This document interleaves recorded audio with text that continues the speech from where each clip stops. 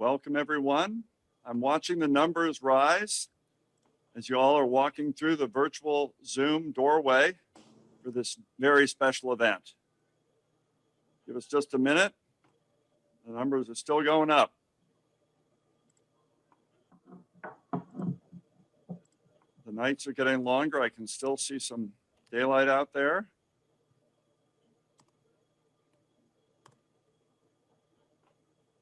And we're pretty much settled in, I think. So let's go ahead and get us started. Good evening, everyone. I'm Rick Page. I'm Dean of the Larner College of Medicine. And I'd like to thank you all for joining us today for a very special event, our second annual celebration of gender equity in medicine and science. Our first such celebration last year at this time was the last in-person event held at the Larner College of Medicine.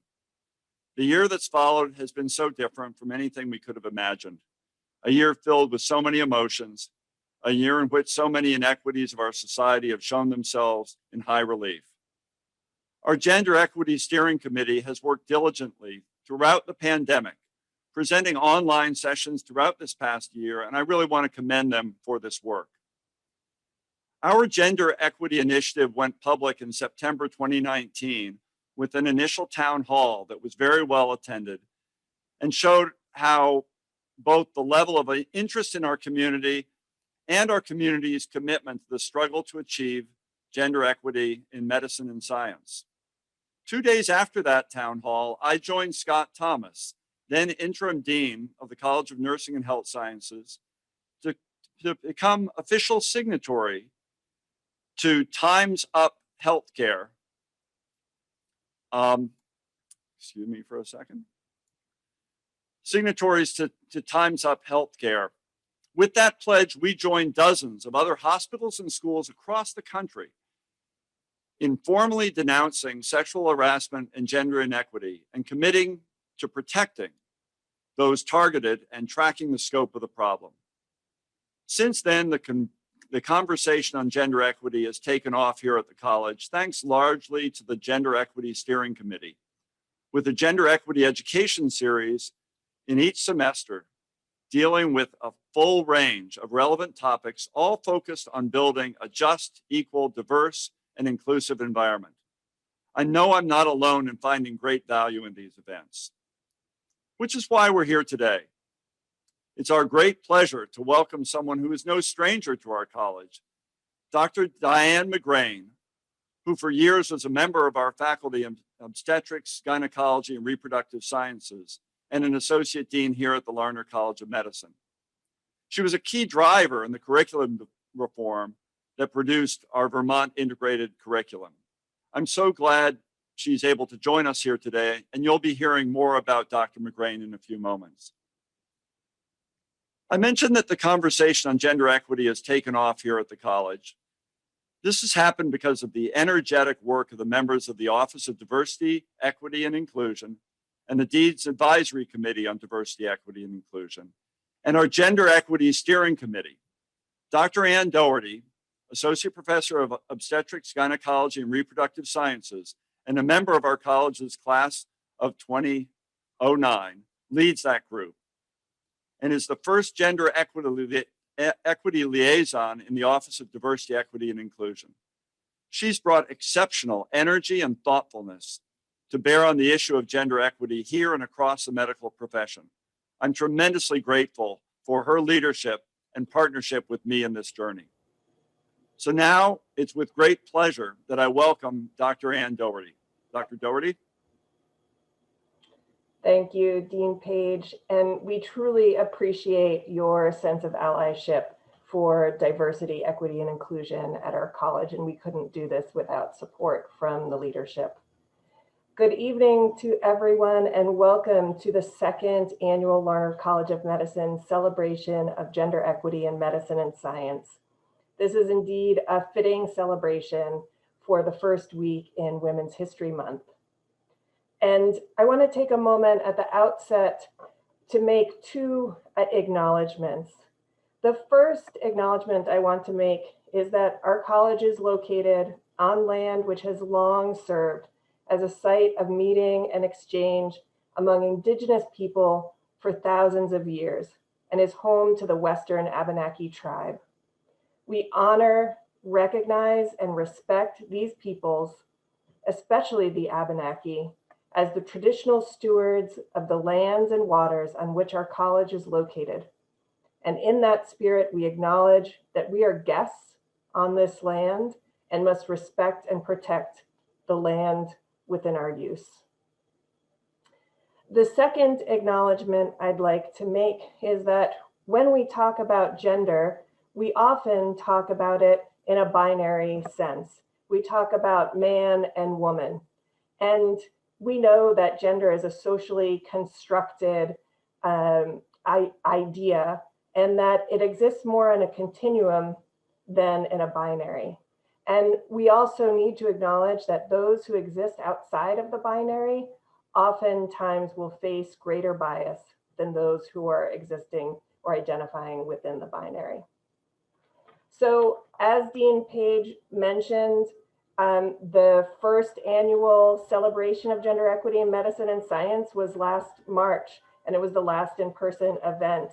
And it has been such a long and strange journey since then. First Thursday in March 2020, we were in the Sullivan classroom in the MedEd pavilion. We were whispering in each other's ears. We shook hands. We were in public without masks on. I even let my 86-year-old father come to a public event. And now all of this is the stuff of my anxiety dreams. But still we persist, because it's in times like this that it's most important to persist, to hold firm what we know is right, and to fight and to slog for true equity and inclusion. And what about COVID-19? As one writer so eloquently put it, this virus excels at taking existing tensions and ratcheting them up. For women and people of color in the US, this has meant increased need for childcare at a time when work is either scarce or more risky, and the dollars don't add up on the balance sheet. And for those who hold more than one marginalized identity, the struggle is that much greater. In looking at academic medicine, we already know that women physicians and scientists spend more time on domestic tasks than their male counterparts, even pre-COVID, an average of 8.5 hours per week, and are more likely than male peers to take time from work to bring a sick child or a parent to a doctor. And now we add stay-at-home orders and virtual school, and this is compounded. In the world of academic publishing, the street cred of academics, women were noted to be 19% less likely to be lead author on a paper about COVID-19 in 2020. And this gender difference was especially pronounced in March and April of 2020. This scratches the surface of what I see as an especially challenging period for women in academic medicine. And while I think gender roles are shifting in some spheres, the pandemic has dealt a blow that we will likely be reckoning with for several years as we look at women's academic productivity. And though this blow is most evident for women, this hurts us all in the end. Tonight, we're here in part to reckon with these inequities and to look at them head on and name them out loud. It's only through such acknowledgement, uncomfortable though it may be, that we can begin to move forward. If we want to be transformative, if we want to move forward, it is critical to take a moment and to step outside of our busy schedules, to come together and reflect on who we are and where we want to be. We're also here tonight to lift each other up and to celebrate. We're here to take a pause and recognize those who work to create equity and inclusion among genders, those who have reached admirable heights of achievement, and those who are doing the hard work of calling out inequity and proposing solutions. And by taking this time and coming together, we coalesce around a sense of achievement, which in turn we use to push ourselves further. The Gender Equity Initiative here at the Larner College of Medicine is the hard work, is the result of hard work and vision by the Gender Equity Steering Committee, a diverse group of faculty and staff representing different phases of career and different departments. And these individuals are volunteers who feel truly passionate about realizing gender equity at the College of Medicine. My heartfelt thanks goes out to all of you for your thoughtfulness, your hard work, and your collaboration. The Gender Equity Steering Committee is further assisted by 4 working groups: recruitment, retention, promotion, and leadership tracking, who are pioneering a report card around gender equity to measure where we are and where we want to go; education and professional development, who organizes the Gender Equity Education Series; the environment working group, who's thinking about both physical and cultural pieces of our work environment; and communication and strategic collaboration, who take care of the Gender Equity Awards and much of what you see today. These groups are comprised of additional faculty and staff interested in fostering gender equity at the Larner College of Medicine. And again, my heartfelt thanks goes out for your work. A couple of nuts and bolts about this evening before we go on. We are recording this session, and it will be posted to the Office of Diversity, Equity, and Inclusion's website under the video library tab. So just give us a day or so to get that up. And the program is also available online, and you can find the link in the chat. It is now my great pleasure to transition into the keynote address and to introduce our speaker for this evening, Dr. Diane Mcgrane. There are some in the audience who welcome Dr. Mcgrane back to the UVM campus. As Dean Page mentioned, she was once our Associate Dean for Medical Education. Early in her career, Dr. Mcgrane made a commitment to make a difference for women in healthcare and to contribute to academic medicine through personal and organizational change. Physicians, educators, and researchers know her as a champion of women's health and academic leadership. Her scholarship has focused on outcomes of novel curricula for medical students and academic leaders, and the advancement of women as leaders in higher education. Dr. Mcgrane's academic career has taken her from instructor and OBGYN clerkship at the St. Louis University School of Medicine to professor and associate dean for medical education here at the University of Vermont, Larner College of Medicine, where she led the transformation of the 4-year medical curriculum to the Vermont integrated curriculum, from which I benefited as a medical student. She moved on to a leadership role at the Association of American Medical Colleges, AAMC, as Associate Vice President for Faculty Development and Leadership, through which she expanded the programs for department chairs, deans, and women in medicine. She then returned to academic medicine through her appointment at Drexel University College of Medicine for the expansion of the Executive Leadership in Academic Medicine, or ELAM program, and the development of ELATES, Executive Leadership in Academic Technology, Engineering, and Science. Most recently, she has joined the faculty of the Alpha Omega Alpha Fellowship in Leadership for Physician Leaders. Of note, Dr. Mcgrane was the first participant to the ELAM program from the University of Vermont, and the Larner College of Medicine, thanks to Dean Page and the Office of the Dean, now has a formal program for nomination and financial support for ELAM. Keep an eye out for announcements on that. A note about the format of this presentation. Dr. Mcgrane is requesting audience participation for a portion of her talk.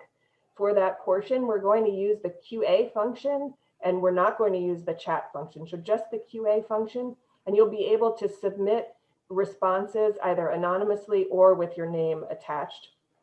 There's another audience participation feature that will use polling, and we'll discuss that more when it comes up. So now, please join me in welcoming Dr. Diane Mcgrane to the virtual podium.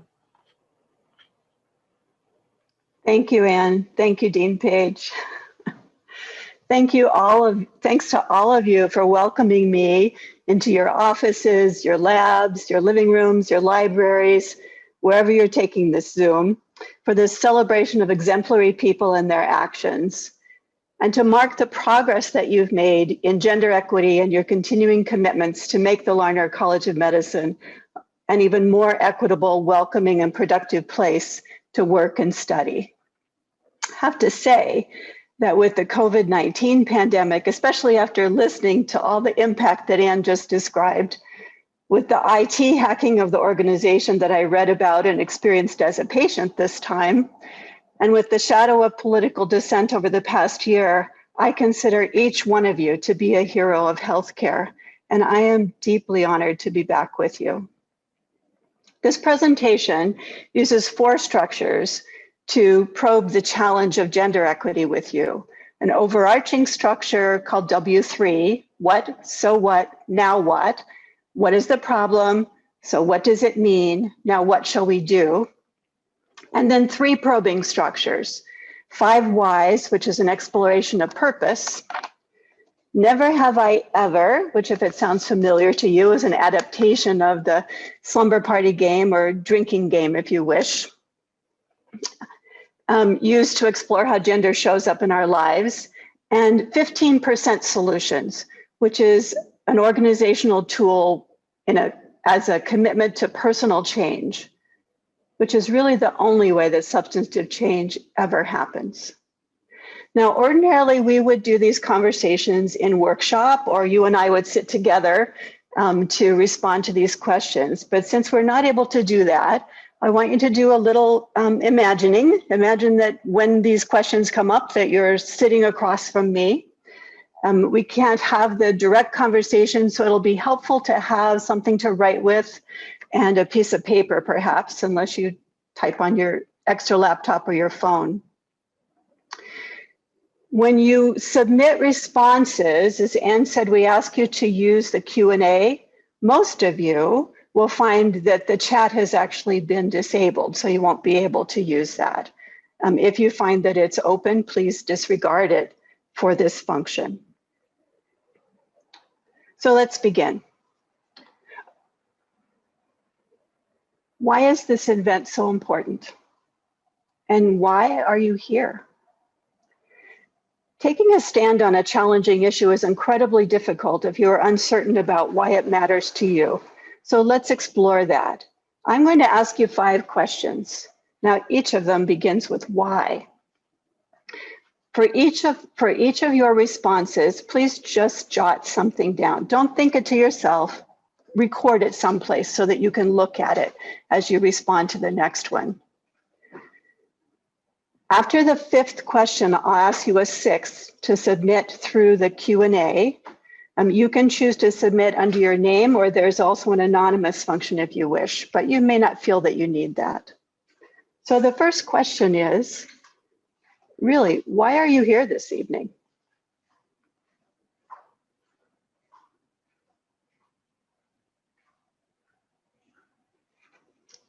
Second question. Why is it that you care? Why did you give priority to this time to be here at this event?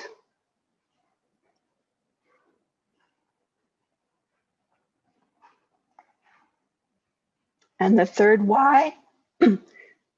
Why is that important to you?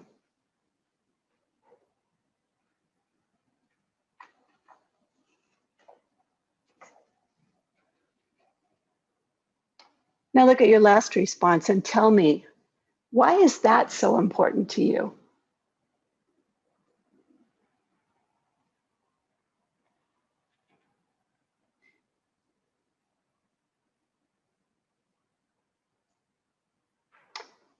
And finally, and why does that really matter to you or to anyone?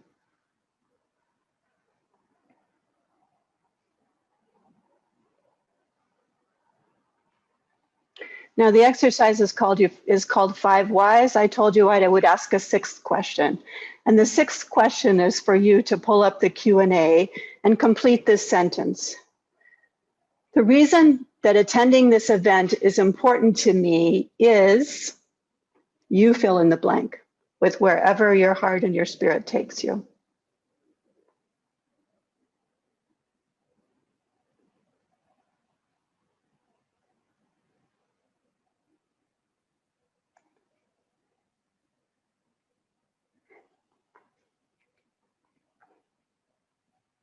So you see Dr. Joanna Conant is monitoring this.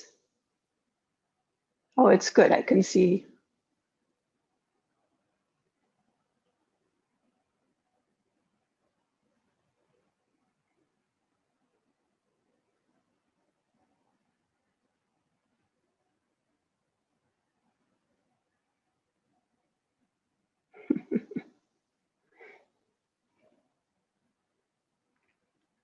So I don't know how many of you are shy or how many of you are still typing, but the committee is interested in your responses. Let me tell you how this plays out for me. So I said yes to this invitation because even after all this time, I remain invested in the future of this institution where I spent more time than any other university in my life. I'm here because of the inequity I witnessed over the course of my own career, a journey that has blended advocacy for women and for academic medicine into learning how to open leaders to their own powerful selves. I am here with you because despite spending nearly 4 decades advancing women and women's leadership, I have yet to see sufficient progress to feel confident that the medical students with us today will realize the professional advancement they merit. And because I believe that without substantive change, my own granddaughters will face the same harassment and marginalization that I have over my career. I am here because I continue to believe that I can make a difference in nudging you from the notion that equity will come from the mountaintop somehow, not that we let leadership off the hook, but towards an understanding of how each of you can create an environment that moves the full community towards practices of equity. So bottom line for me is that this is a way of paying it back to the men and women who saw my skills and abilities, who opened the door for opportunities, and who helped me see what the full practice of equity could be like. It's a way of paying forward, and you are all part of that giving.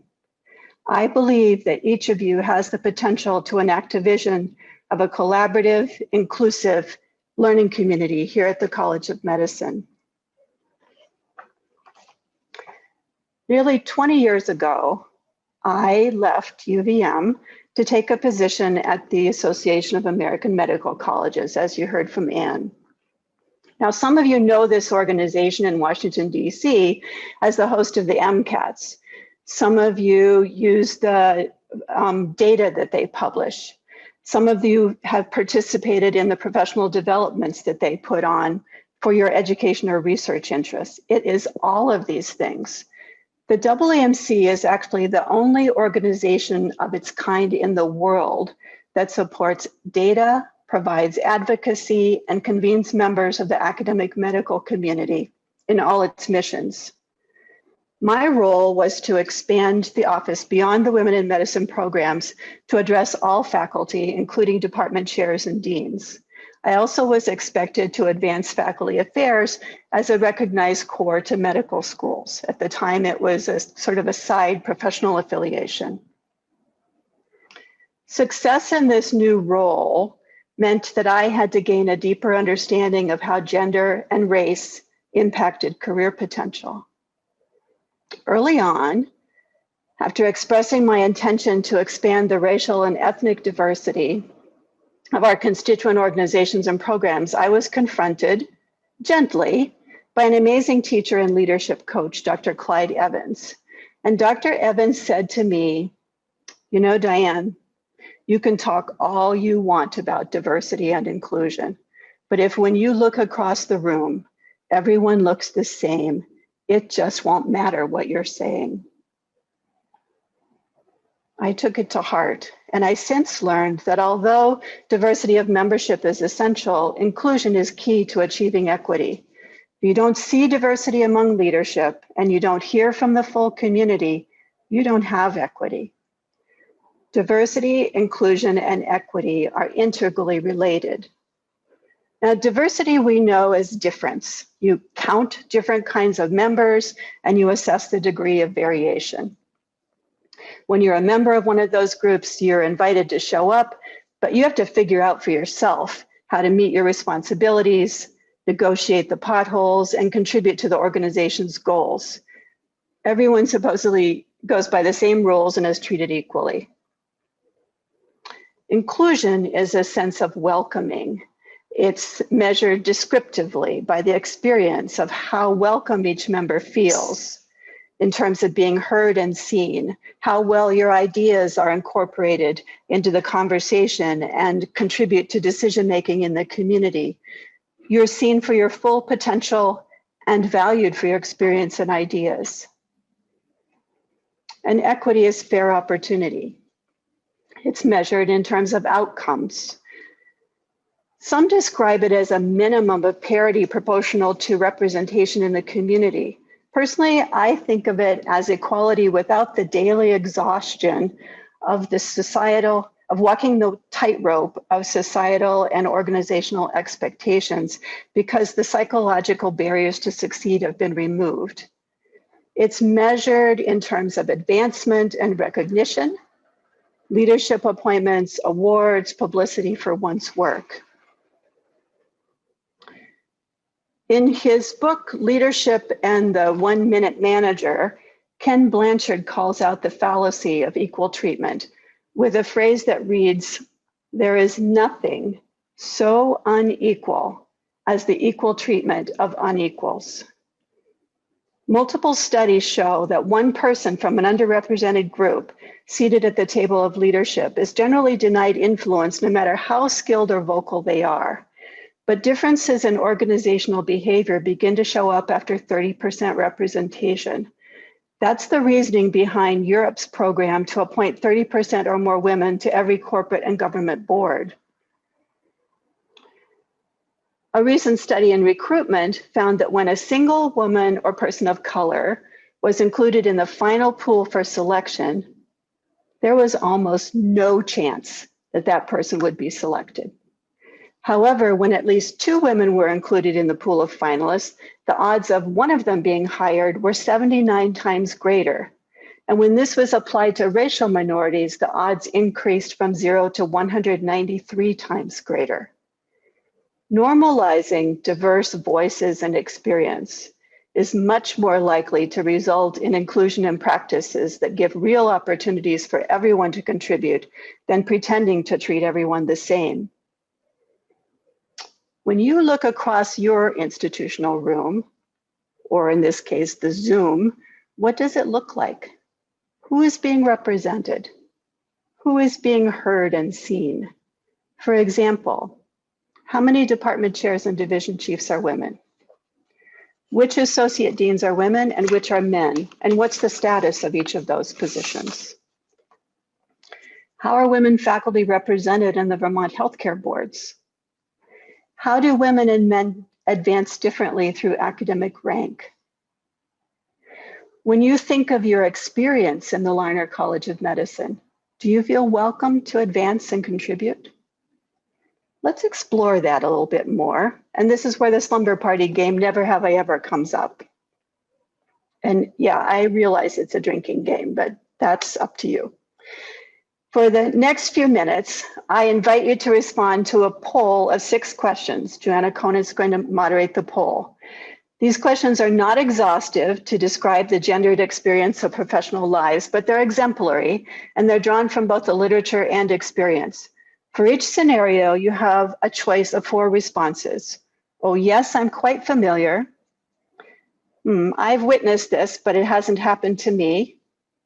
I've heard of this, but not seen it, or never witnessed it, news to me. You'll see the responses when they come up. The polls are set up so that your responses are anonymous, so please feel free, all of you. You ready? Never have I ever been told to man up or woman up. Again, there are 4 responses. Sometimes people make the correction woman up when they're talking to a woman about the same concept. It's really just a variation of telling a woman to be more like a man.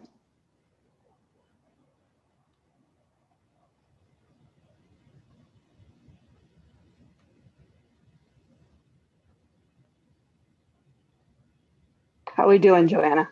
Let's give it another 5 seconds here. They're still trickling in. Okay.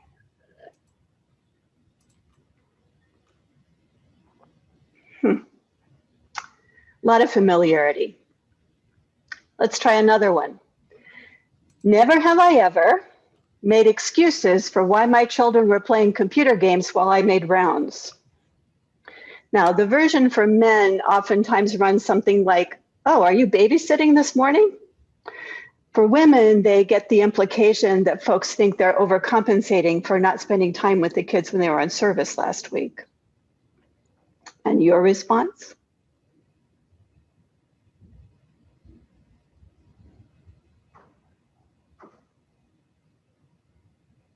They're still trickling in. Let's give it 5 more seconds.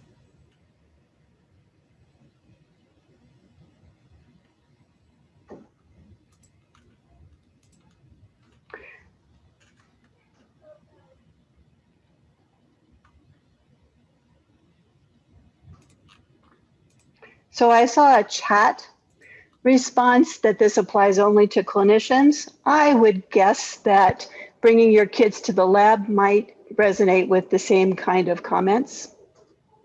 And you should feel free to answer in that way. Never have I ever witnessed someone else getting praised for making the point I introduced not 10 or 15 minutes earlier.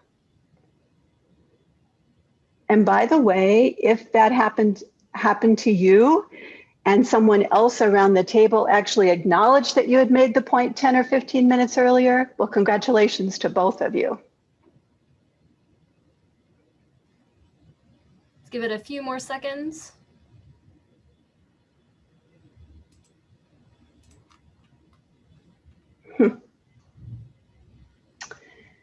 Never have I ever been asked to move to second or third author so that someone on the rise or someone at the apex of his or her career could get the publication for his or her CV.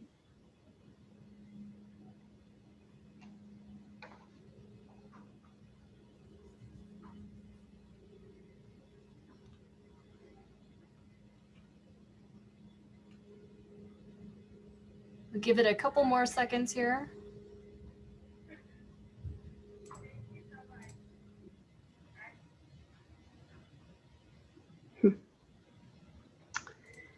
Never have I ever been told I am too emotional or too abrasive to be an effective leader, that I should tone it down.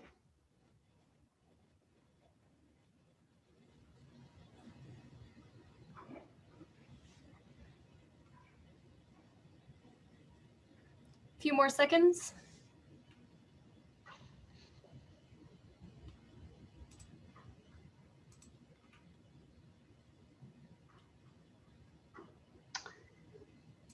And finally, never have I ever been underestimated as a candidate for promotion or for a new job that was offered to someone that seemed to be less qualified, but much better connected to the network in charge of the selection.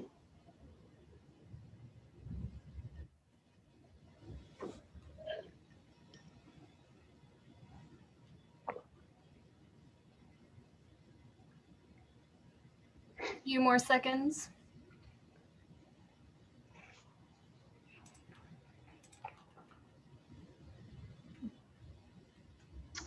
So when you did this, other scenarios may have occurred to you.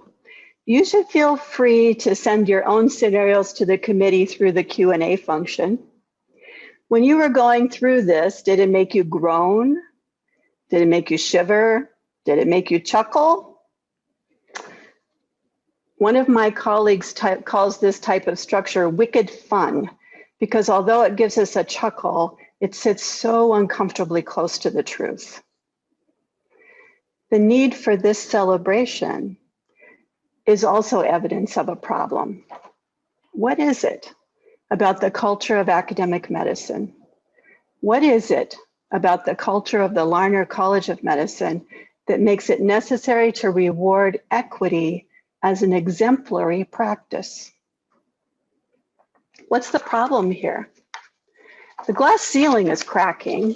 Sure, the Super Bowl was refereed by a woman. The nation just elected a woman and an Asian and African American at that as vice president. Congress has confirmed women, including one as Secretary of the Treasury. Vermont's legislatures this year are led by women this term. UVM College of Medicine has at least 4 women department chairs seated around the table, and half the medical students are women and have been so for some time. So the glass ceiling is cracking, but by no means shattered or replaced by an open-air transom. UVM's data, as submitted to the AAMC, looks pretty similar to most medical schools. The data suggests that at best, gender equity is not exceptional for faculty advancement or retention.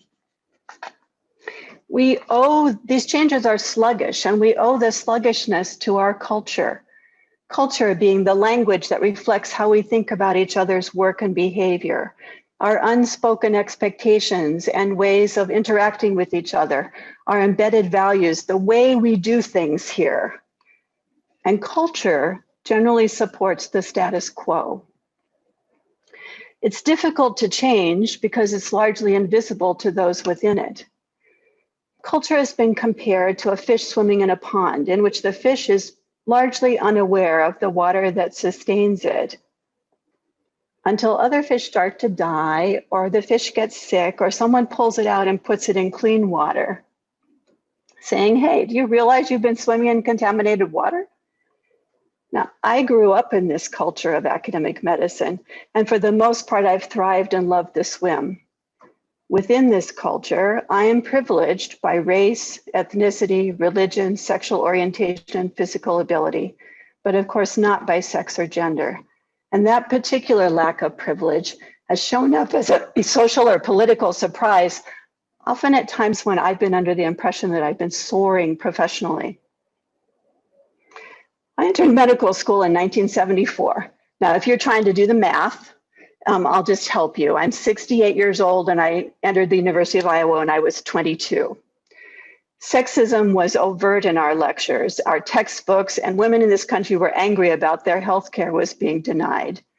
The 20 out of 150 women medical students came together to address harassment and misrepresentation. And yes, we were quite vocal about it. I mean, it was the 70s. I'll tell you, that sexism was easy to counter compared to the diminishment that showed up in practice. So I have 2 stories to share with you, as examples of how sexism shows up in personal diminishment and organizational marginalization. One belongs to Iowa and the other to Vermont. The summer following my second year of medical school, I participated in a rural placement program in a small river town in Northeast Iowa. I spent a week at a time, each with a generalist. I don't recall a single physician that was openly disrespectful, other than the fact that they talked down to women patients, especially the pregnant women and mothers, as though they were 10-year-old girls. I found it appalling, and apparently I didn't hide my feelings very well. You'll see how I learned that in a minute. At the end of a week working with one of the generalists, he invited me to his home for dinner. I had an enjoyable dinner with his family, and the 2 of us adjourned to the den to continue our conversation, doctor to doctor. I remember him leaning back, and he said to me, Diane, I've really enjoyed working with you. You're not at all the bitch I was told to expect. Not the bitch he was told to expect. Now, honestly, I don't remember how I responded to him. I'm sure I kept my cool until I got out the door. What I do remember to this day is sobbing all the way back to the hospital, to the room where I was staying that summer. It was the first time, but not the last time, I was called by that name to my face. Did he intend it as a compliment? As feedback? Or as a test to see how I would respond? To this day, I have absolutely no idea, but I took it as a warning to be more careful about how and where to express my opinion. Fast forward to 2001, when I held the position as Associate Dean for Medical Education at UVM. The college that year welcomed a new dean, a very nice man, an accomplished scientist and department chair. He sought to build a closer relationship to this college's department chairs. And one of the changes he made was to reduce the size of the executive leadership board by removing the associate deans from the group. Now, I was in the midst of developing the infrastructure for the Vermont integrated curriculum, and I relied upon the conversations, the observations, and the access to department chairs at that meeting to ascertain their level of support and concern about the changes. And suddenly, I was no longer at the table. As it turns out, the dean invited a small select set of dean's staff to remain in the group, mostly the men. And with that change, all the women deans were excluded from the room where the college's business decisions were made. It was an organizational decision, and my loss of access was collateral damage. Marginalization has many faces. Personal epithets and gaslighting that open one to self-doubt, and organizational changes that bolster barriers to full participation. It shows in our ways of conducting business, and it shows in our language.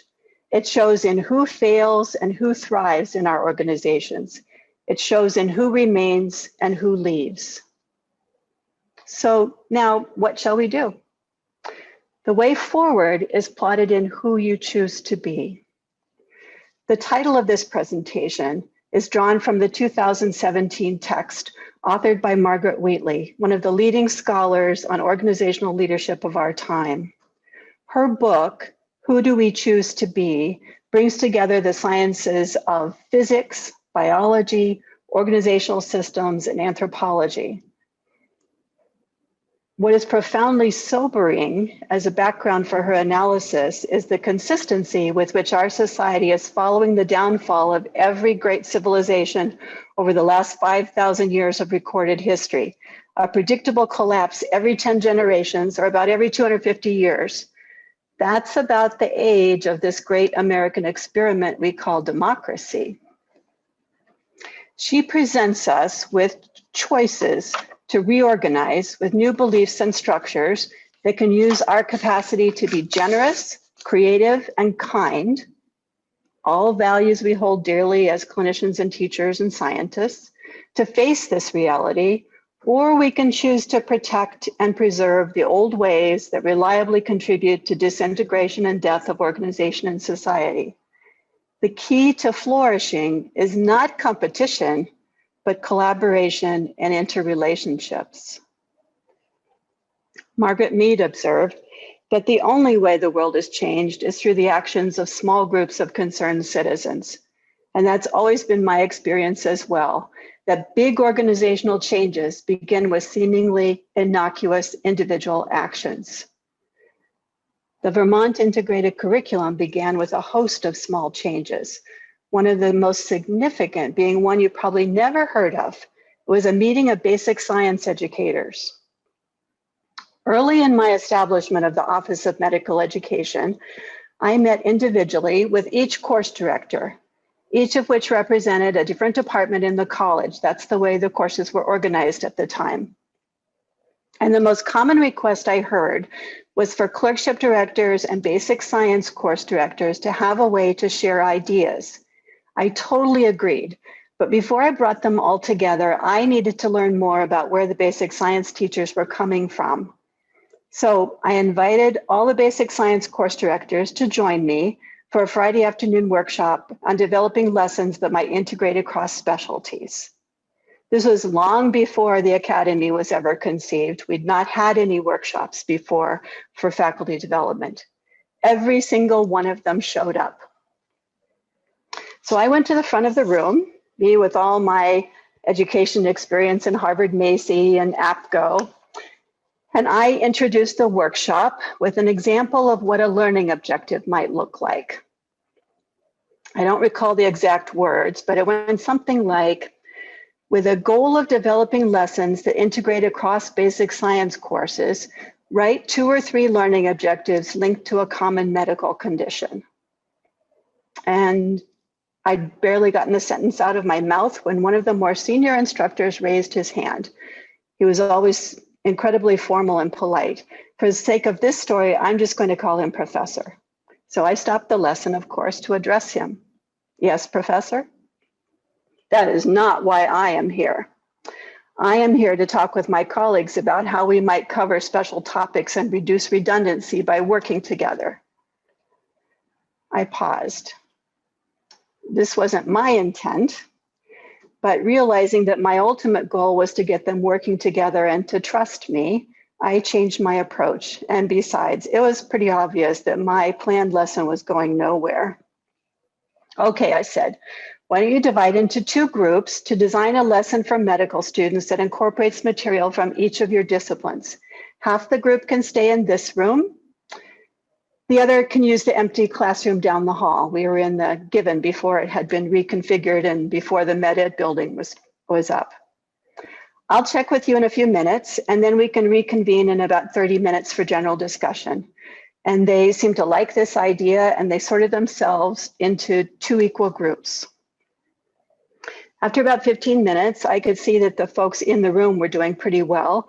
So I made the usual facilitator stroll to see how it was going down the hall.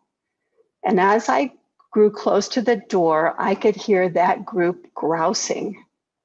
I heard various themes on Diane just doesn't understand us. And I didn't go in. I decided not to intervene, but to see what they came up with as a lesson plan. 20 minutes later, we reconvened. The group that had remained in the room was excited about how they might work together to incorporate material on diabetes from each of their 5 different disciplines. The group I'll call the grousing group had absolutely nothing to share. And yes, they were a bit embarrassed. Over the next several months, the medical students started to notice that their teachers were referencing each other's lessons. And that was how the integration of basic and clinical sciences that contributed to the VIC began. It's how most change begins, with dissent and progressive ownership of innovation. Culture change begins with small acts also, with individual change. Now, you've probably heard the phrase, be the change you wish to see. Do you know the source? It's not Mahatma Gandhi. That's what you hear, but it's from a high school teacher in Brooklyn. Now, Gandhi said something similar, but if you look it up, it's way too complicated to remember. Ms. Arlene Lawrence was advancing a program in the poverty and violence challenged high schools of Brooklyn with this positive message. But over time, the phrase has been enshrined in our leadership language by disappearing the author herself and giving the attribution to a famous man. Language and attribution make a difference. So, how can you be the change? First of all, you can check the power language. That's power, not powerful. Power language is language that maintains the traditional equilibrium and facilitates marginalization. It oftentimes results from acceptance that your own language is neutral and without prejudice. Some of this is reflected in the never have I ever exercise. Other examples of language that maintain power include private allyship, which is the situation in which you witness prejudice in a group, but rather than calling it out, you go to that person's office afterwards or at the end of the meeting and privately apologize to them, thus having silently condoned the behavior that occurred in the first place. Tone policing shuts down the marginalized person by labeling them as angry or overly emotional. Tears or shouting in response to a charge of prejudice, which diverts attention away from the person who's feeling as though they've been harmed and to the person that's responding. In literature on anti-racism, this is referred to specifically as white women's tears. When the white woman begins to weep and whine, I just don't know what you want me to do. I'm not a racist. I don't want to be a racist. Tell me what I should do differently. which results in everyone comforting her in her tears and the person who's been harmed being shunned aside. I've also witnessed it as men, but they don't cry, of course, because men don't cry, right? Another example of prejudice. The men are more likely to shout or cast sarcasm. And over-voicing, which is reframing someone's ideas in terms of the dominant members of the group. Now, women know this as manspeak, but it can happen across any group. When you call out power language, when you check your own use and readjust, you can totally change the conversation in the room to become more welcoming, inclusive, and organizational research suggests you'll find more solutions to complex problems. Secondly, you can all count. The committee is counting. You can count and report the counts and gaps. We measure and report what we value. What do your counts show about gender and race in publications, appointments, conference speakers, awards that are not targeted to specific groups? And what does that say about what you value as a community? And as you are this evening, you can acknowledge and expand the good work in front of you. From last year's award ceremony, I learned of numerous commendable behaviors, instituting transparency and closing gaps on salary and effort allocation, changing faculty meeting times to accommodate personal needs so that everyone can participate, expanding leadership roles for junior faculty and intentionally appointing qualified women to those roles, monitoring and speaking out for gender equity in grand round speakers, for academic promotion and for gender bias in publications, supporting professional development for rising leaders, paying attention to needs of women faculty, and mentoring women who ask and likely women who don't know how to ask but happen to cross the leader's path. Now that list is going to grow this evening with the description of this year's awards. Pay attention to the actions that are behind the awards. These actions can be multiplied by replicating across the institution. They're great examples of President Teddy Roosevelt's call to do what you can with what you have where you are. Do what you can with what you have and where you are. Change experts call this the 15% solution. It relies upon actions already within your control, within your sphere of influence. Instead of relying and waiting on some higher power, consider what you might personally do to contribute to gender equity here. You can choose to be what you wish to see. What would you do? What would all of you do? What would each of you do differently if you were to commit to becoming the most diverse and inclusive medical school in the country? Not just meeting the LCME standards, no longer making excuses for being a small school in a white state, but being the most inclusive possible. So what is your 15%? Where do you have discretion and freedom to act? What can you do without more resources or authority? And this is your last invitation from me to use the Q&A function to describe for yourself what you might do to make a difference tomorrow with this vision in mind. What can you do with what you have and where you sit?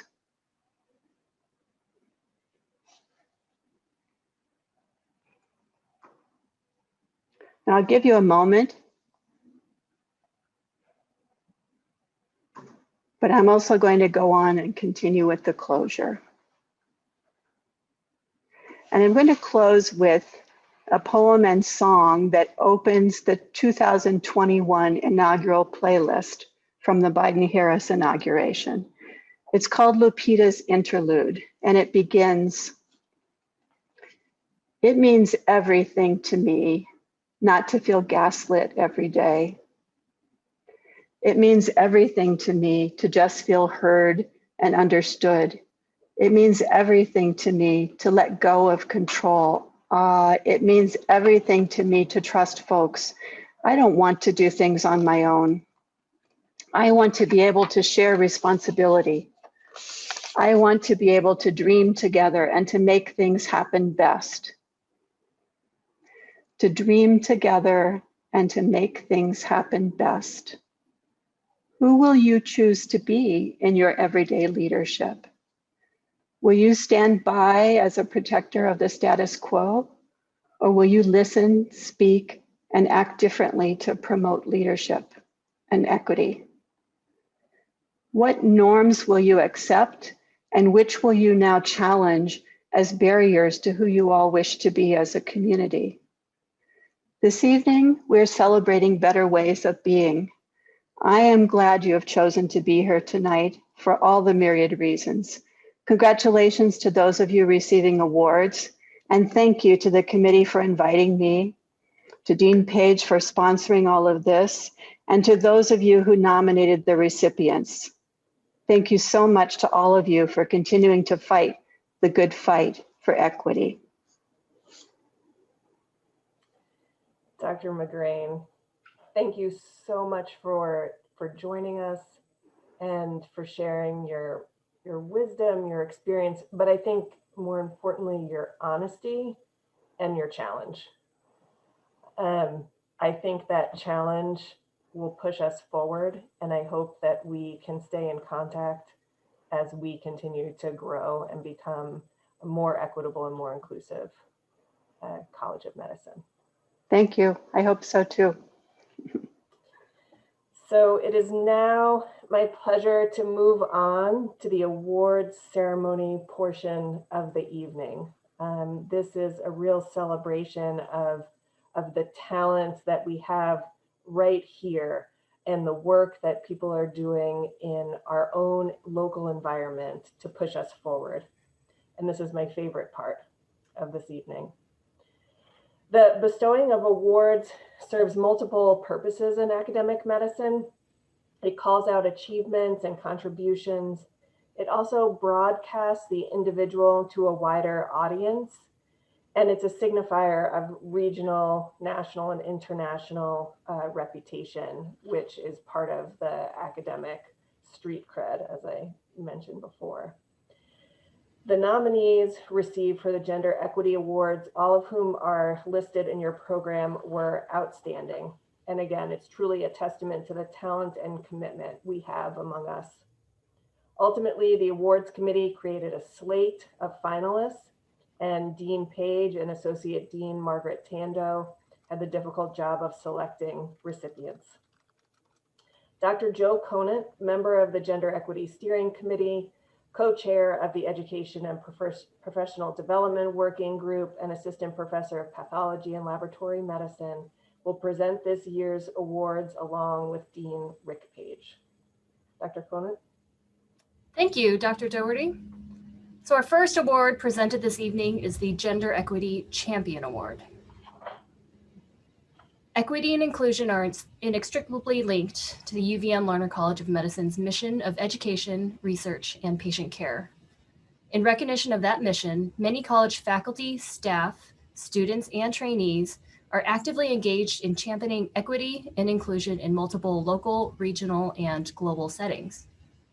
This award recognizes Larner College of Medicine community members, faculty, staff, and students who have demonstrated outstanding commitment and service to the advancement of women and gender minorities beyond the scope of their job, area of research, or training. This year, due to our exceptional nominations, both a faculty and a student award are being bestowed. And now to present the award, here's Dean Page.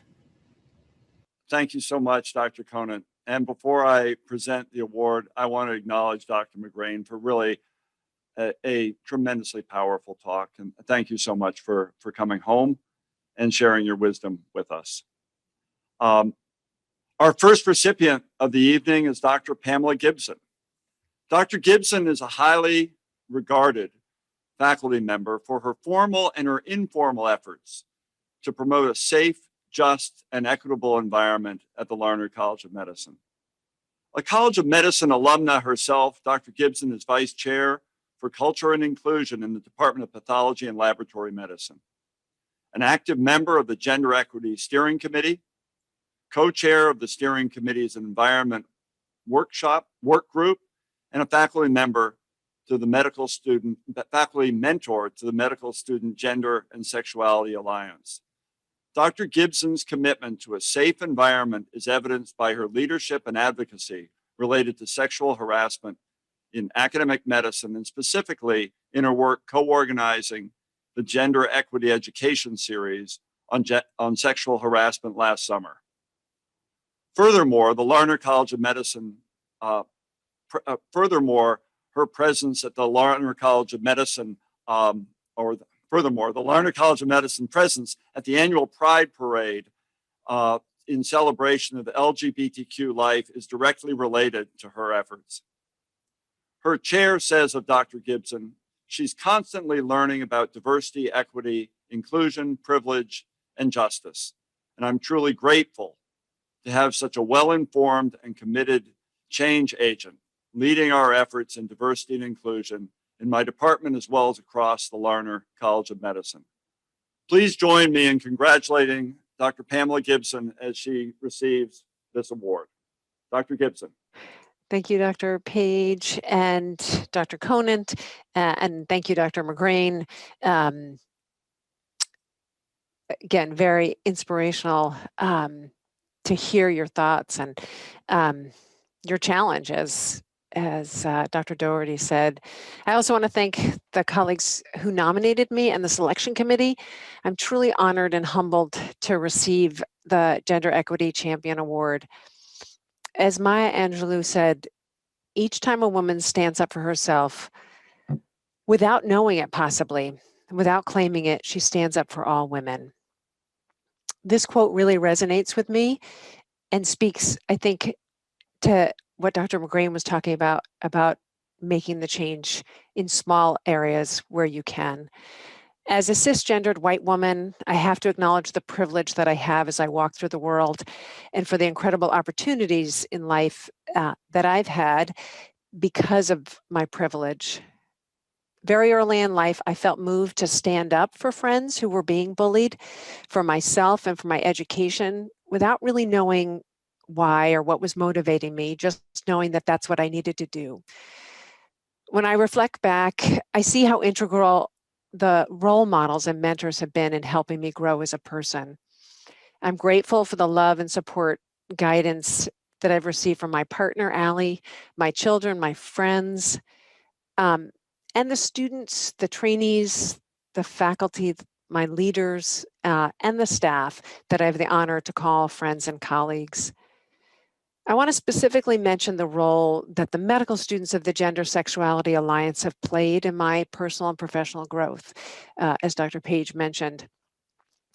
I came out just over a decade and a half ago, which was a very difficult, vulnerable time for me. Soon after that, the students of the then LGBT student group asked me to be one of their faculty mentors and advisors. This time of my life was new, anxiety-provoking on so many levels.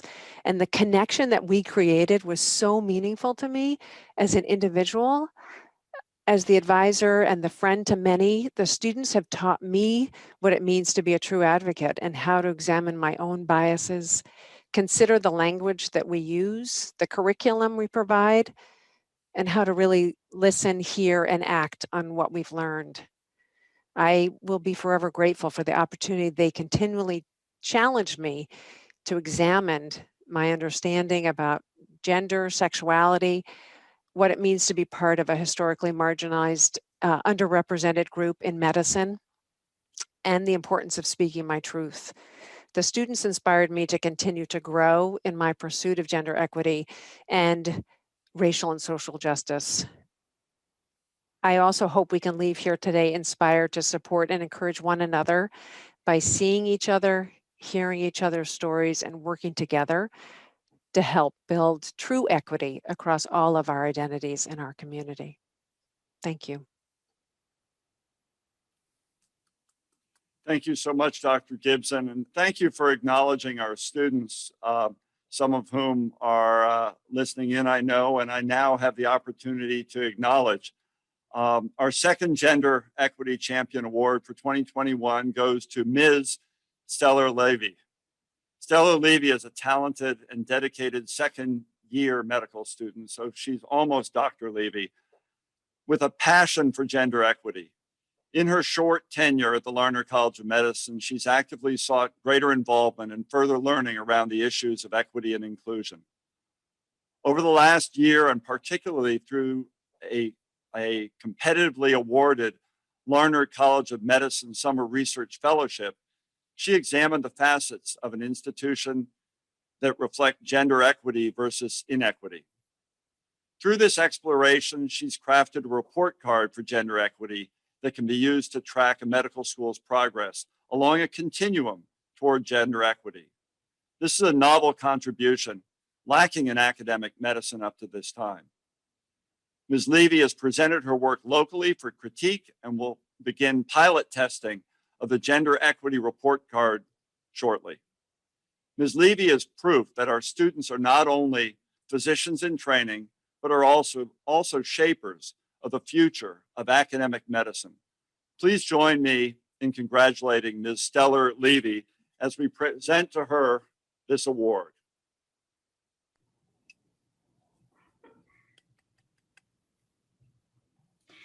Thank you so much, Dean Page and Dr. Conant, for the intro.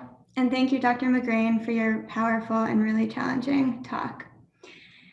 It really feels so surreal to be accepting this award in a Zoom room full of people I've been so inspired by.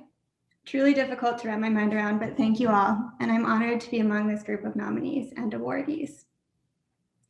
I attended this award ceremony last year and was so energized by all the additional work being done outside of clinical and academic duties to further the push towards a more equitable field. As a first-year medical student, it was incredible to actually see physicians dedicating time to these efforts and to be at an institution that recognizes and celebrates the progress. In order to minimize the difference between those receiving and giving or leading healthcare, I believe we need to diversify the workforce and make the medical environment a place that is more tolerable for women and racial and ethnic minorities. This comes with taking a deep look at our current efforts and setting goals for the future.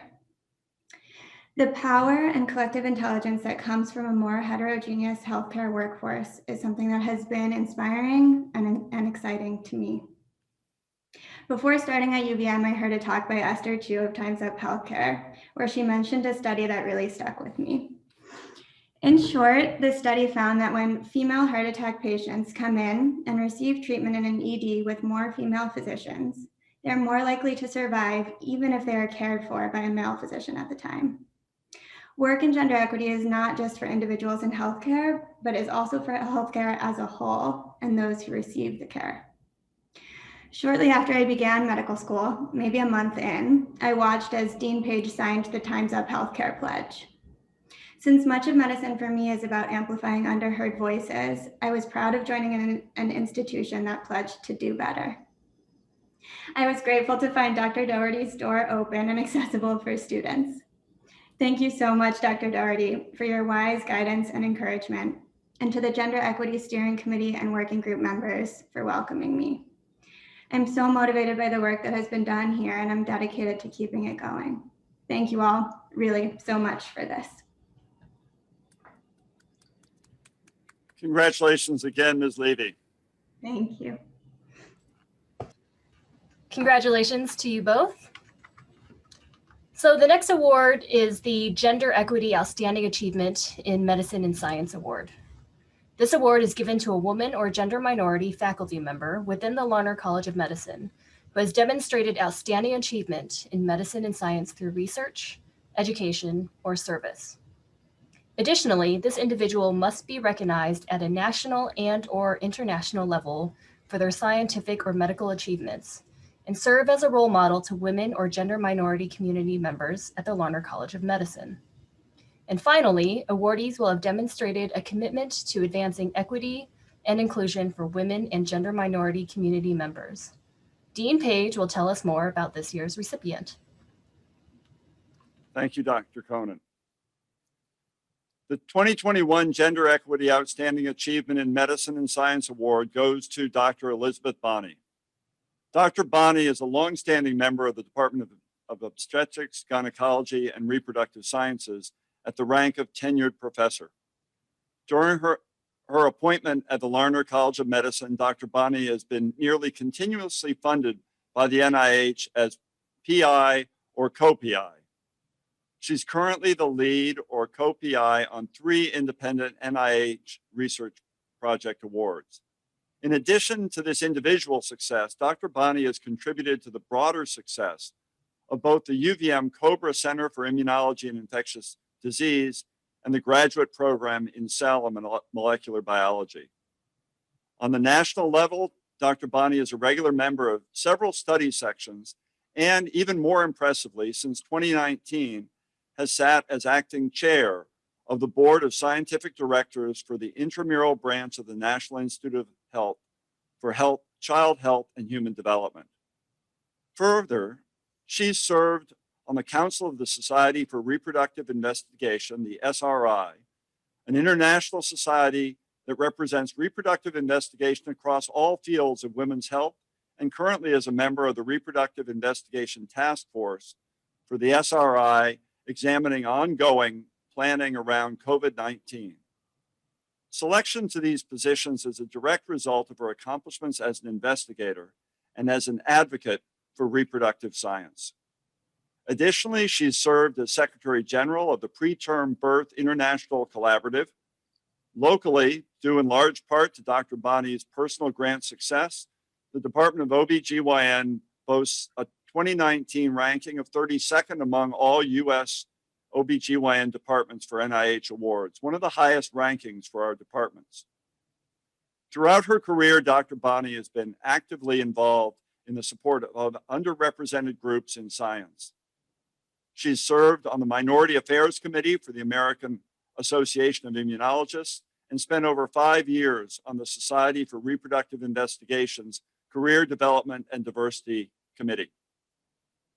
As chair of this committee, she was instrumental in redefining the Society's diversity strategic plan.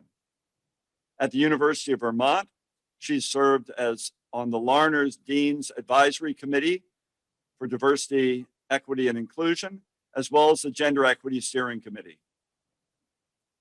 She's also the inaugural faculty advisor for the Minority Association for Pre-Medical Students.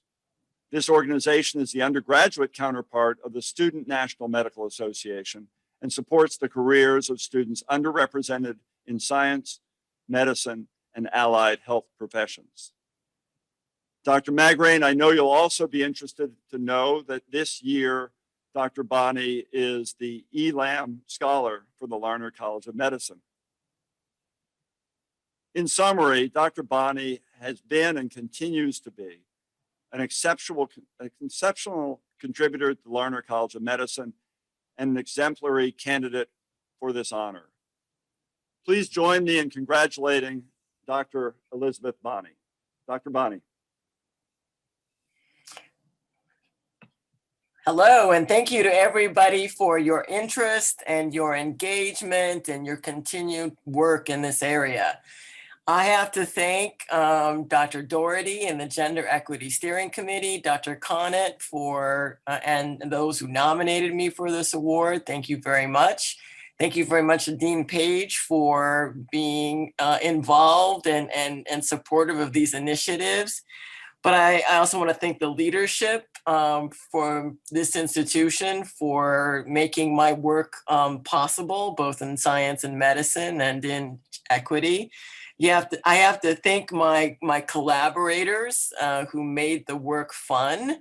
I also have to thank the students who made the work meaningful, and also thank the staff whose an unbelievable and uncanny wisdom and creativity was really important in getting anything done.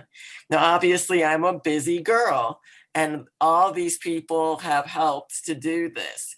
But the one thing that I want to say about this meeting, and I want to point out, is all those people who, through small but courageous acts of anti-racism and anti-sexism, make the world a better place and make it possible for me to do what I do.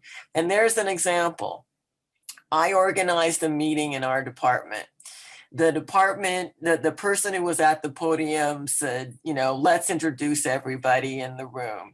Everybody in the room was introduced. And when it came to me, the person at the podium just started talking, and I was not given any opportunity to introduce myself.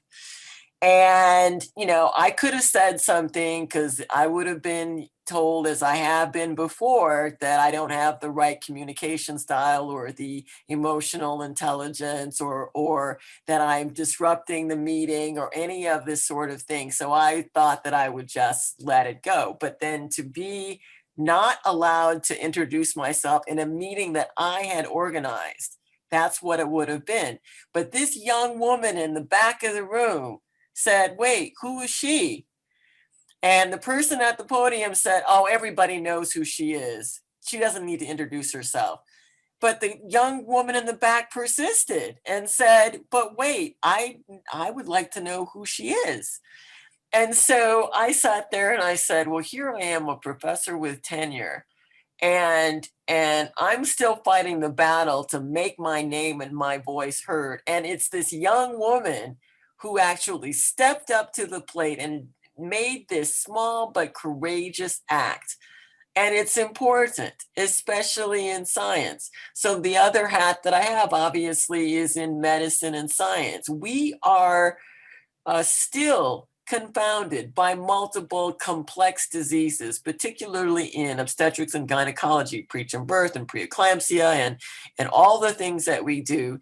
And for years, the dominant system the dominant people in power have been in control, have been able to ask the questions that they want to ask and drive the investigations the way they want to drive it and get the money to do what they want to do. But now, finally, we are fighting back for the voice and the name of women to be able to ask the questions, to get the resources, to get the answers, to display their creativity. And it's going to require all of that before we are able to solve these complex problems. And so for a long time into the future, I hope I remain healthy enough to be able to elevate those women's voices and get them to the table and hear their questions and benefit from their creativity. And I thank you very much for all that you're doing and all that you will do to elevate these women's voices and to help guide us to the answers of complex problems. And thank you.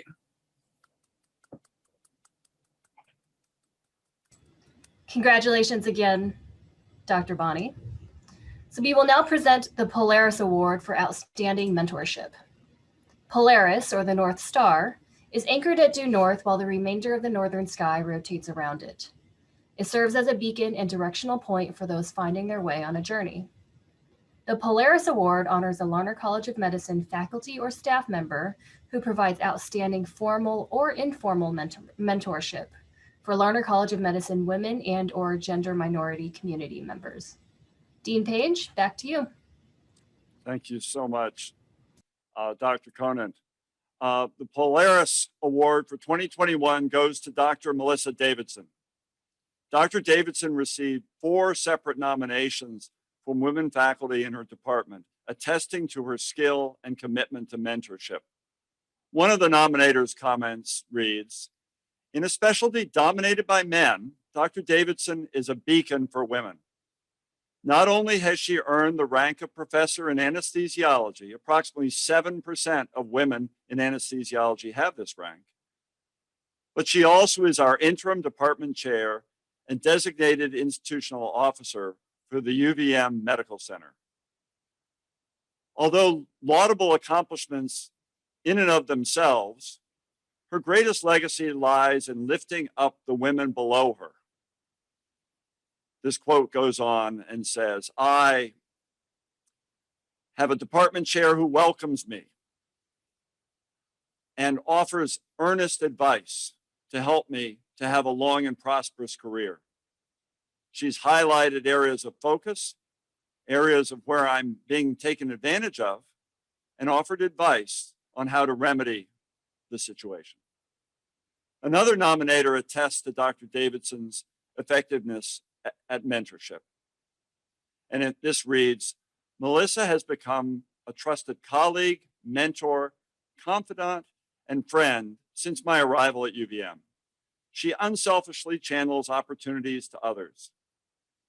She asked me to co-facilitate a workshop with her at my first Teaching Academy retreat, how to run an effective workshop. A novice educator myself, I had never facilitated a workshop. With Melissa's guidance and mentoring, the workshop was a success. 5 years later, I'm a confident educator and faculty scholar because of Dr. Davidson's tutelage and selfish dedication to my career." Dr. Davidson offers effective mentorship with a personalized touch, always approaching a mentee where he or she is at. She offers this guidance and leadership, not just to her department, but to the larger Larner College of Medicine community through her work with the Teaching Academy Mentorship Program. I'd just like to say parenthetically as Dean, Dr. Davidson's already got full-time jobs as a busy clinician and DIO for our medical center partner. But when we needed an interim chair for the Department of Anesthesiology, I heard from multiple stakeholders, and it became absolutely clear that in addition to being an outstanding mentor, she's an outstanding leader. And thankfully, she stepped up and was willing to continue in her service as DIO, even while now very successfully, she was willing to lead her department in an interim fashion as chair. So based on my personal thanks and these outstanding nominations, please join me in congratulating Dr. Melissa Davidson as she receives this award. Congratulations. Thank you, Dean Page. Dr. Conan, congratulations to all the other awardees as well. I am truly honored. I was told in the email when I was told about this award that I had 2 to 3 minutes to talk, and my first response as an educator was, "Do I need slides?" To Anne's credit, Dr. Doherty, she said, "Well, if you want," and I was like, "No, I'm okay. I don't need slides," but that was my first thought. So in thinking about what it means to be a mentor or to be mentored, I have a slide in my head, and I'm hoping that you can envision this slide along with me. At the center of my slide is a picture of my mentor, my former chair, a woman, a very powerful and strong woman in anesthesiology, triple boarded, who came to me at a time in my career when I was getting started, but probably maybe a bit underconfident, if you could even imagine such a thing, now that you know me a little bit better. But she is the person, she was my mentor. She's the person that made me who I am today. She's the one that said to me, "Of course you can do it. What do you mean you don't think you can do it? Of course you can stand up there and give that presentation. Why not? Of course you can put that abstract in. You deserve to do that." And that was her mantra over and over, not just for me, but for all the other women in the department. And she really helped shape the person that I am today. But as I stare at that picture in my head of that slide with her in the middle, all these other pictures keep popping up. And there's a lot of them, and my slide keeps getting more and more full. And all of those people are the ones that have allowed me to be the mentor that they believe that I am. because to me, it was never about mentoring. It was just about friends and colleagues who needed a little bit of guidance. To be honest, they need way less guidance than I ever needed. But those pictures that are popping up in my head, there's Bridget and Becky and Katie and Krista, Lydia, hundreds of residents and medical students. I hope you can see them with me. They just keep popping up. I keep learning from them as well. It's been pure joy. Natalie, Deb, Margaret, Kathy, Ann, Vanessa, Judy. My paper is going around and around like a shell. Polly, Kristen, Grace, Vasanti, Ann, my daughter Hillary, who's an inspiration to me. Another Kathy, Alice, Cookmay, Stephanie, and all the program directors that I continue to learn from too. Frederica, Judy, Emily, Bronwyn, the list goes on. And I'm just gonna finish because I ran out of room on my paper with Bridget. Again, I started with Bridget and I'm gonna end with Bridget because she's not just a colleague, she's a friend, she's a joy to work with. And I just can't thank her enough for how she's upheld me through the years as well. So again, it was never about being a mentor, it was just about being a friend. So I consider this an award of friendship. So I will just finish by saying this one thing. As a woman, when somebody, tries to say something nice, give me an award or thank me or something like that, what do I say? Well, as a woman, your hair looks nice today. Oh, no, it doesn't. Your presentation was wonderful. No, I don't think so. There's so many things I could have done better. How many of you feel this way every single time somebody says something nice about you? So I'm just going to stop here and say, just simply thank you. It really, truly is an honor. Congratulations, Dr. Davidson. You deserve it. The final award of the evening is the Rising Star Emerging Professional Award. This award recognizes a woman or gender minority faculty or staff member at the Larner College of Medicine who is in the early stage of their career and who demonstrates excellence in contributions to students, colleagues, and/or to the institution in the areas of gender equity and inclusion through service, program development, teaching, research, and beyond. The awardee also shows the promise for future contributions and leadership in their field, as well as in achieving goals for the advancement of diversity, equity, and inclusion. Back to you, Dean Page, for our last recipient. Thank you, Dr. Conan. The 2021 Rising Star Award goes to Dr. Katie Wells. Dr. Wells was nominated by many of her faculty colleagues who appreciate and admire her dedication to inclusion and equity. They noted that her work spans initiatives at Larner, UVM Medical Center, and UVM Health Network, and is truly collaborative. She's currently developing a network-wide plan for diversity, equity, and inclusion in the collaborating site emergency departments. She leads a multidisciplinary team that has created division-specific policies to support female-identified and underrepresented minority faculty recruitment, retention, and promotion. In addition, she's created a comprehensive health equity initiative for the Division of Emergency Medicine, engaging 21 medical students in an effort to create community partnerships to improve quality of care across gender, race, sexual orientation, and economic disparities. Her medical students are laudatory, stating, quote, Dr. Wells leads both by example and by actively inviting other voices to the table, evidenced by the fact that she's an incredible mentor to me and more than 20 additional undergraduates, medical students, and residents, many of whom are women or gender minorities. Her dedication, passion, and commitment are abundantly clear, and she consistently goes above and beyond the scope of her duties. Dr. Wells is truly a trailblazer, and by guiding us in our advocacy work, she's setting the stage for a new generation of social justice and gender equity champions who will soon join her in the advancement of women minorities. Whether contributing locally to Gender Equity Steering Committee, regionally in organizing the inaugural Gender Equity Collaborative Action Series, which brought together a multi-sector group of leaders from across Vermont to discuss opportunities to collaborate around promoting gender equity statewide or nationally. As the policy chair of the Gender Equity Committee at the Consortium of Universities for Global Health, Dr. Wells is a force, and we look forward to following her blossoming career in years to come. Please join me in congratulating Dr. Katie Wells as she receives this award. Congratulations. Thank you so much, Dean Page, Dr. Mcgrane, for your collective call to action.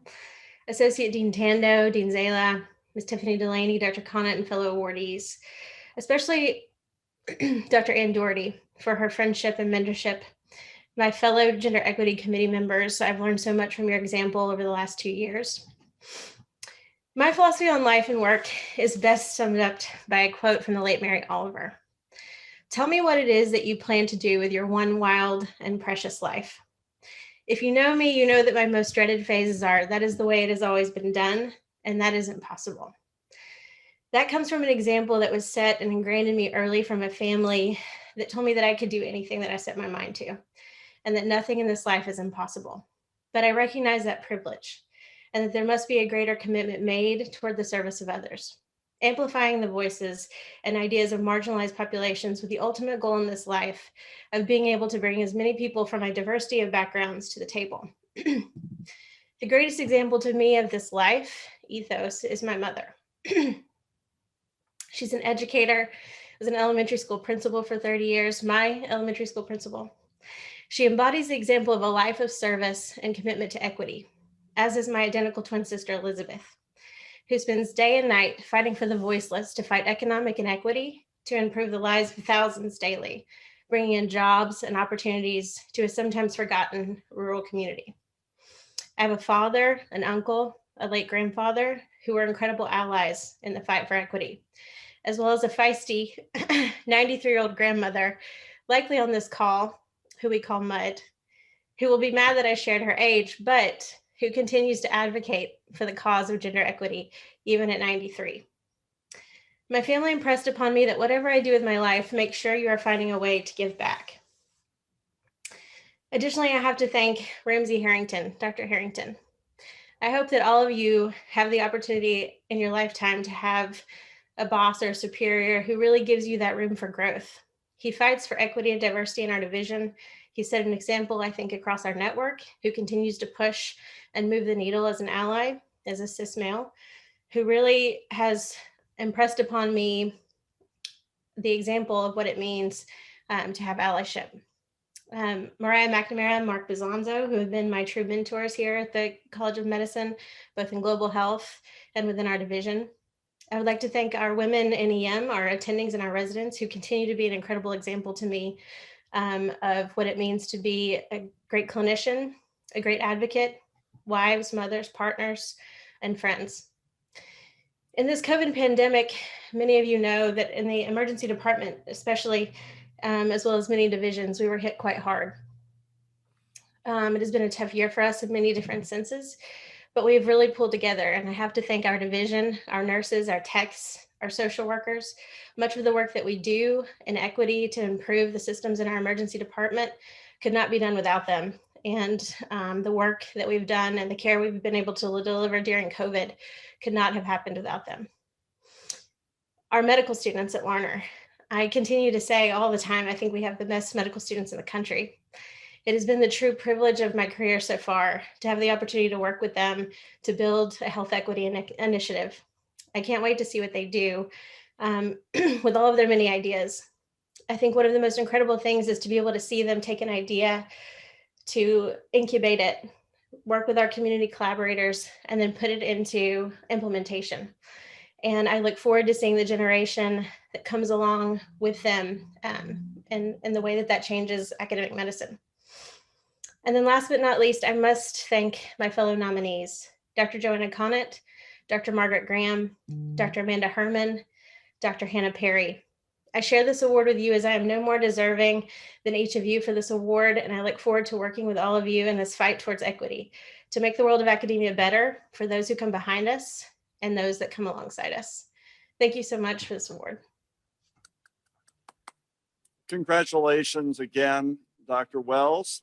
Before Dr. Doherty closes the evening, I hope she will allow me to just personally thank Dr. Conant for her participation and organization of this event, the entire committee, Dr. Mcgrane, and for everyone joining us. And I hope your 90-something-year-old grandmother is joining us and can join us next year, perhaps, if we're transmitting again.